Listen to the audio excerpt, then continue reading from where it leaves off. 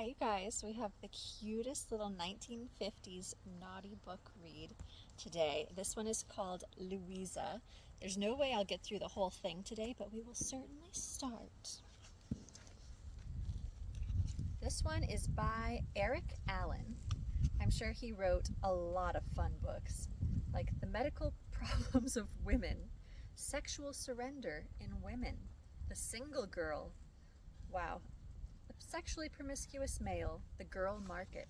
These are all great reads, I'm sure, Eric Allen, but we're going to start with this one, Louisa. Chapter 1.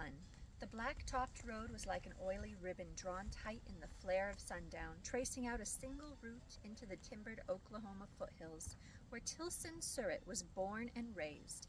He fed in the gas and thought the second-hand car he had bought in New Orleans was running better than it had all up across the Southlands. Now, the rest of this chapter is dedicated to just talking about him driving. And I did scan it and realized it was incredibly boring. So we're moving right along to chapter 2. You know his name and the fact that he's driving on a road trip, okay? Chapter 2.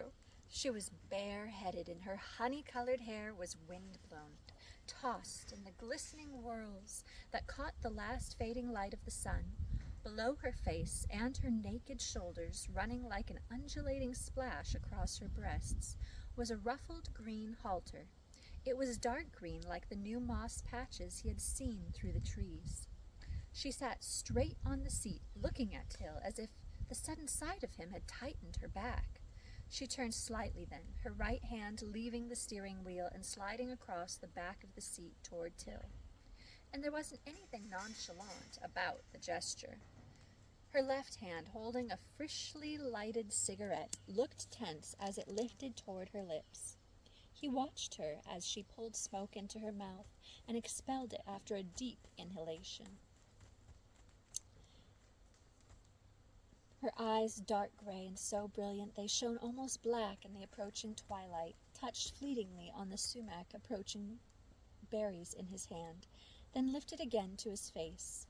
"Well now," she said, "I've seen everything." Her lips spread and softened then, and he saw the tip of her pink tongue as she laughed. Her comment and her laughter had lighting qualities that he liked. He grinned, chewed the sumac berries and reflectively for a moment, then tossed the remainder at the edge of the road. "I don't think a man's taste is exactly a boy's taste," he said. "I used to like to smoke rabbit tobacco too, but I doubt I would now." She laughed again. "But the thought of doing something you did as a boy sort of brings nostalgia, doesn't it?" He nodded, feeling a compelling weight to her words. Her insight was that of an educated woman, a sensitive woman. He stooped to pick up his suitcase, but all he had time for was trying to place her in his mind. Her face had a strange impact on him, as if he had seen her before, if not in reality, then in a dream. She was wearing green shorts, all right, and the sight of them got to him. But the things that jolted him and sent streamers of heat lightning through his loins were her satin-smooth legs, dimpled knees, and the full pint bottle of whiskey standing like a glass-enclosed amber challenge between her thighs. Suddenly, her presence was a combination of sheer beauty and color that struck wantonly as Will Surratt's senses.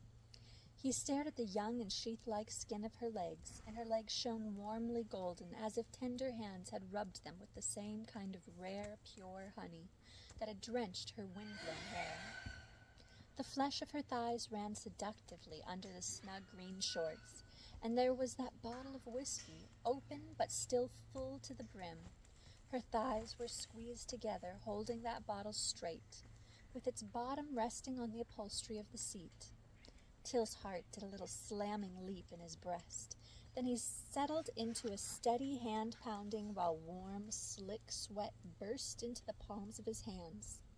His glance strayed down to the floorboard where her small feet rested in green sneakers. That third splash of green against the young, supple length of her body made her a nymph of those ranch oil pitch hills. He stood looking at her, finding it extremely difficult to practice his accustomed iron control.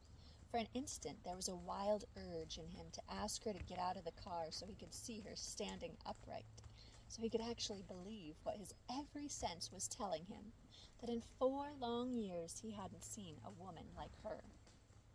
Since Connie Morgan, such a feminine perfection had never come his way. Finally, he looked straight at the bottle of whiskey. He made his voice casual when he spoke. "Don't they have a law in the state against driving with an open bottle?" She dipped her head and looked solemnly at the bottle of whiskey. It was odd, but when she did that, he found he was more conscious of the way her soft hair brushed the skin of her shoulders than he was of the whiskey bottle and her naked legs. Then her face lifted as she looked directly at him, smiling mischievously. "So we do have something in common," she said. "We're both violating the law." She laughed and her right hand clutched the bottle, drawing it up out of the softness between her thighs.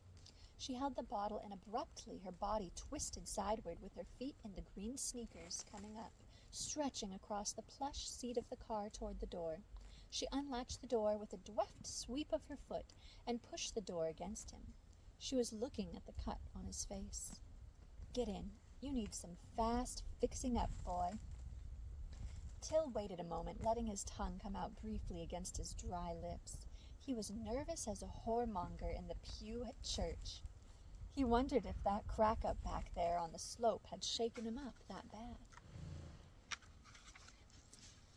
"That bottle there," he said, gesturing with his free hand. "You mind if I take a drink of that?" "Of course not," she leaned forward, offering the bottle to him. "I just bought into the Walatika, intending to take a short one straight before I turned off the lodge.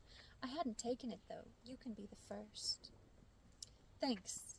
He took the bottle and tilted it to his lips. He took a fair-sized swallow, but it was all mild, as the molasses whiskey he had sampled at his grandfather's farm when he was a kid. He handed the bottle back to her. "Take another," she said.